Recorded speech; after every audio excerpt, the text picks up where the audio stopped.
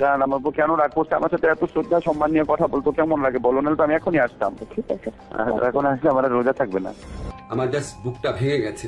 এইভাবে মানুষ বিজয় উদযাপন করে। আসল নাম মোহাম্মদ নজরুল ইসলাম, যাকে আপনারা চেনেন আসিফ নজরুল নামে। মোহাম্মদ নজরুল ইসলাম নাম পাল্টে যেভাবে আসিফ নজরুল হয়েছেন, ঠিক একইভাবে খোলস পাল্টে এক এক সময় এক এক পাত্রে হাজির হয়েছেন। দর্শক, ইদানিংকালে ডক্টর আসিফ নজরুলকে নিয়ে বিতর্ক যেন কোনোভাবেই থামছে না।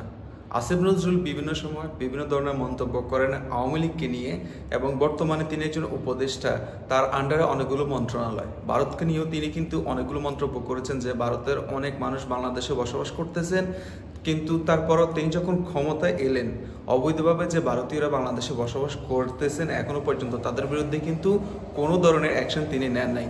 বাট বর্তমানে এখন তিনি আবারও ভাইরাল হয়েছেন। তিনি হচ্ছেন যে আওয়ামী লীগকে পুনর্বাসন করতেছেন, এই ধরনের অভিযোগ কিন্তু আসিফ নজরুলের বিরুদ্ধে এসেছে। আসলে কি আসিফ নজরুলের মাধ্যমে আওয়ামী লীগ কিন্তু আবার পুনর্বাসন হচ্ছে কিনা, এই বিষয়টি নিয়ে আজকের ভিডিওতে বিস্তারিত আলোচনা শুনবো। সো দর্শক, তাহলে চলুন দেখে নেই পুরো ভিডিওটি। সামনে রেখে সুখের স্বপ্ন নিয়ে 18 কোটি যাত্রী যে ট্রেনে চেপে বসেছি, সেই ট্রেন ভবিষ্যতে কোন দিকে যাবে সেটা অনুমান করতে চালকের অতীত সম্পর্কে একটু জেনে আসা বাঞ্ছনীয়। আসিফ নজরুলের অতীত কেমন সেটা জানার আগে ভারতীয় গোয়েন্দা সংস্থা বাংলাদেশে কিভাবে তাদের অপতৎপরতা চালায় সেটা একটু বুঝে আসতে হবে। বাংলাদেশের রয়ের প্ল্যান অনুযায়ী মোট 3টি লেয়ার কাজ করে। প্ল্যান এ সরাসরি ভারতের পক্ষে ঘোষণা দিয়ে কাজ করা, যেটা গেল 15 বছর আওয়ামী লীগ এবং হিন্দুরা করেছেন। রাষ্ট্রীয় গুরুত্বপূর্ণ প্রতিষ্ঠানগুলোতে বড় বড় পদ পদবি নিয়ে এরা সরাসরি ভারতের এজেন্ডা বাস্তবায়ন করেছে বাংলাদেশে। এমনকি শেখ হাসিনা নিজে ঘোষণা দিয়ে ভারতের পক্ষে কাজ করার কথা স্বীকার করেছেন। আমরা ভারতকে যে দিয়েছি সেটা ভারত সারা জীবন মনে রাখবে। দ্বিতীয় লেয়ারে থাকা রয়ের সদস্যরা কাজ করে গোপনে। তারা সরাসরি ভারতের পক্ষে কথা না বললেও ভারতীয় দূতাবাসের সাথে তাদের সার্বক্ষণিক যোগাযোগ রেখে ভারতের প্রয়োজনে সবকিছু করে থাকে। তৃতীয় লেয়ারে থাকা রয়ের সদস্যরা সবচেয়ে ভয়ঙ্কর।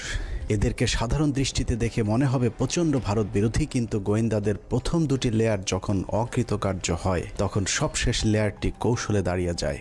আর এই লেয়ারে যারা থাকে তাদের পরিচয় যখন প্রকাশ পায় তখন আসলে কিছুই করার থাকে না, যে কারণে এদের ব্যাপারে অতি সাবধানী হওয়া অত্যন্ত জরুরি। এই শ্রেণীর ভারতীয় এজেন্টদেরকে সবচেয়ে বেশি কৌশলী হতে হয়, কারণ তাদেরকে ডুয়েল রোল প্লে করে দুই পক্ষকেই খুশি রাখতে হয়। এই ধরনের গোয়েন্দা এজেন্ট নির্বাচনে ভারতীয় গোয়েন্দাদের কিছু সুনির্দিষ্ট চাহিদা থাকে। এসব ক্ষেত্রে যারা অমি চেতনাধারী, দুশ্চরিত্র, ইসলাম বিদ্বেষী এমন ধরনের সব ব্যক্তিদেরকে বাছাই করা হয়। অন্তরে আওয়ামী চেতনা লালন করলেও প্রকাশ্যে তাদেরকে বিপরীত রূপে আত্মপ্রকাশ করানো হয়। এ ধরনের এজেন্ট তৈরিতে 1 যুগ 2 যুগ, আবার কখনো তারও বেশি সময় লেগে যায়, যাতে তাদের পেছনের ইতিহাস মানুষ ভুলে যায়। দেখতে কিছুটা নিষ্পাপ, শ্রুতিমধুর, বাকপটু গোছের এসব এজেন্টদেরকে দিয়ে কখনো কখনো সাধারণ ভারত বিরোধীদের চাইতেও কঠোর ভাষায় ভারতকে আক্রমণ করানো হয়, যা দেখে মনে হবে এরা প্রচণ্ড ভারত বিরোধী। আর এভাবেই তাদেরকে ভারত বিরোধী শিবিরে ধীরে ধীরে জনপ্রিয় করে তোলা হয়।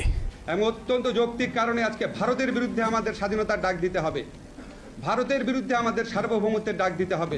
আসিফ নজরুল ভারতের সেই দীর্ঘমেয়াদী প্ল্যান সি এর অংশ কিনা সেটা বুঝতে আমাদেরকে আরও 32 বছর পেছন থেকে শুরু করতে হবে। 19 জানুয়ারি 1992। 1975-এর 15 আগস্ট থেকে 1981 সাল পর্যন্ত 6 বছর ভারতীয় মগজ ধোলাইয়ের পর দেশে ফেরেন শেখ হাসিনা। শেখ হাসিনা দেশে ফেরার 15 দিনের মাথায় জিয়াউর রহমানকে হত্যা করে ভারত। জিয়াউর রহমান যেভাবে আন্তর্জাতিক মহলের কাছে জনপ্রিয় হয়ে উঠছিলেন, তাতে ভারতের মাথা ব্যথার কারণ হয়ে দাঁড়ায়, যে কারণেই তাকে হত্যা করে এরশাদকে ক্ষমতায় বসানো হয়। এদিকে প্রধানমন্ত্রী হিসাবে শেখ হাসিনাকে প্রস্তুতির কাজও চলতে থাকে। 1990 সালে এরশাদের পতনের পর ভারতের ইচ্ছে ছিল শেখ হাসিনাকে প্রধানমন্ত্রী বানানোর, কিন্তু 1991 সালের নির্বাচনে সবাইকে অবাক করে দিয়ে বাংলাদেশের মানুষ বেগম খালেদা জিয়াকে প্রধানমন্ত্রী নির্বাচিত করেন। 1991 সালে খালেদা জিয়া প্রধানমন্ত্রী হবার বছর না ঘুরতেই শুরু হয় ভারতের প্রথম চক্রান্ত। 1992 সালের শুরুতেই শুরু হয় দেশকে বিভাজনের মুখে ঠেলে দেওয়ার প্রথম ভারতীয় অভিযান। ভারতীয় চর জাহানারা ইমামকে সামনে রেখে প্রতিষ্ঠা করা হয় 71-এর ঘাতক দালাল নির্মূল কমিটি এঘাদানিক। শুরু হয় বিভাজনের রাজনীতি। শেখ মুজিবের সময়ে কথিত যুদ্ধাপরাধের মীমাংসিত একটি বিষয়কে সামনে এনে পুরো জাতিকে স্বাধীনতার পক্ষ আর বিপক্ষের দুই ভাগে ভাগ করে দেয়া হয়। সার্বভৌম রাষ্ট্রের সংবিধানকে বৃদ্ধাঙ্গুলি দেখিয়ে তৈরি করা হয় কথিত গণ আদালত, এবং সেই আদালতে বিচারিক কার্যক্রম পরিচালনা করা হয় রাষ্ট্রের বিচার ব্যবস্থাকে চ্যালেঞ্জ করার অপরাধে খালেদা জিয়া সরকার জাহানারা ইমাম সহ 24 জনের বিরুদ্ধে একটি রাষ্ট্রদ্রোহ মামলা করেন। নিশ্চয়ই ভাবছেন অনুসন্ধানের কোথা থেকে কোথায় যাচ্ছি। আসলে এত কিছু বলার কারণ, যাকে নিয়ে অনুসন্ধানের শুরু করেছে সেই আসিফ নজরুলের আসল পরিচয় খুঁজে বের করতেই এত কিছু বলা হচ্ছে। 1992 সালে খালেদা জিয়ার সরকার প্রথম ভারতের যে ষড়যন্ত্র রুখে দিয়েছিলেন, সেই ষড়যন্ত্রের উদ্যোক্তাদের মধ্যে অন্যতম ছিলেন জাহানারা ইমাম, শাহরিয়ার কবির, মুনতাসির মামুন এবং ভারতীয় গুপ্তচর আসিফ নজরুল। জাহানারা ইমামকে প্রধান আসামি করে খালেদা জিয়ার সরকার যে রাষ্ট্রদ্রোহ মামলাটি করেছিল, সেই মামলার অন্যতম একজন আসামি ছিলেন আমাদের আজকের আসিফ নজরুল ওরফে মোহাম্মদ নজরুল ইসলাম। এই যে আসিফ নজরুল এখন নাম করা কলাম লেখক, তাকে নিয়োগ করা হলো। আপনারা জেনে খুশি হবেন, আসিফ নজরুলের আদর্শিক গুরুর নাম জনাব শাহরিয়ার কবির। শাহরিয়ার কবির যখন সাপ্তাহিক বিচিত্রার সম্পাদক, আসিফ নজরুল ছিলেন তার প্রধান সেনাপতি। ভারতের এজেন্ডা বাস্তবায়নে ভারতের প্রধান সেনাপতির ভূমিকায় ছিলেন শাহরিয়ার কবির। শাহরিয়ার আসিফদের যৌথ প্রযোজনায় ভারতীয় মিশন বাস্তবায়নের কাজ যখন তুঙ্গে, তখন ভারতীয় ষড়যন্ত্রের 20 দাঁত ভেঙে দিতে উল্কার মতো ছুটে আসে এক উজ্জ্বল নক্ষত্র। আমরা ভারতকে দেখিয়ে দেব ইনশাআল্লাহ, এই পৃথিবীতে বাংলাদেশের সবচাইতে বড় দুশ্মন ভারত।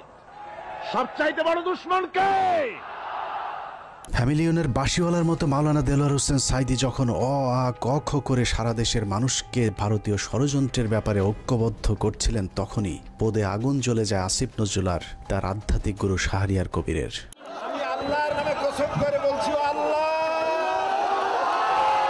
তোমার জাতের কসম, তোমার ইজ্জতের কসম, তোমার সম্মানের কসম, 1971 সনের এক ফোঁটা পানি বা কাদা আমার গায়ে লাগে নাই, লাগে নাই, লাগে নাই।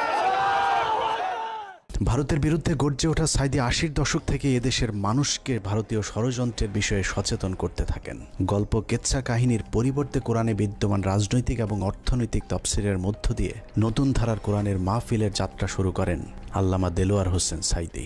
বিড়ালের মতো 500 বছর বেঁচে থাকার কোনো লাভ নাই, সিংহের মতো 1 ঘন্টা বাঁচতে চাই। সো দর্শক, আপনারা পুরো ভিডিওটি দেখেছেন যে এখানে ইলিয়াস হোসেন তিনি হচ্ছে যে আসিফ নজরুলের বিভিন্ন বিষয় নিয়ে কথা বলেছেন। তবে আমি আরেকটু খুশি হতাম যখন আমি দেখতাম যে আসিফ নজরুলকে নিয়ে তিনি যে ভিডিওটি বানিয়েছেন, এই ভিডিওটির মাধ্যমে হচ্ছে যে কিছু প্রমাণাদি রয়েছে যে আসিফ নজরুল আওয়ামী লীগকে পুনর্বাসন করতেছেন বা আওয়ামী লীগের কথা মতো কাজ করতেছেন। এই প্রুফগুলো তিনি তুলে ধরেছেন জাতির সামনে। উনি যে ভিডিওটি বানিয়েছেন সেটা হচ্ছে যে অলমোস্ট 46 মিনিট হচ্ছে যে অনেক লং একটি ভিডিও বানিয়েছেন, কিন্তু সেখানে হচ্ছে যে অভিযোগগুলো সামনে এসেছে, কিন্তু তিনি যে এগুলোর সাথে সরাসরি সম্পৃক্ত, আমি এটা বলতেছি না যে আসিফ নজরুল সেখানে সম্পৃক্ততা নেই বা এ ধরনের কিছু, কিন্তু আসিফ নজরুল যে সরাসরি সম্পৃক্ত এই ধরনের কোনো কিছু প্রমাণ যদি সামনে আনা যেত, তাহলে বিষয়টি আমাদের সামনে আরো ক্লিয়ার হতো। তারপরে আমার মনে হয় একটা জিনিস প্রশ্ন থাকে সবসময় যে যখন আওয়ামী লীগ শেখ হাসিনা পলায়ন করেছে, বাংলাদেশ থেকে ভারতে গিয়েছে, তারপর থেকে যেন আওয়ামী লীগের নেতাদেরকে বর্তমানে যে উপদেষ্টারা আছে তারা যেন সেভ করতে চাচ্ছে, তারা তাদের বিরুদ্ধে যেন অ্যাকশন নিতে চাচ্ছে না, এই ধরনের কিছু প্রবণতা আমরা দেখতে পেয়েছি এবং এখনো দেখতে পাচ্ছি।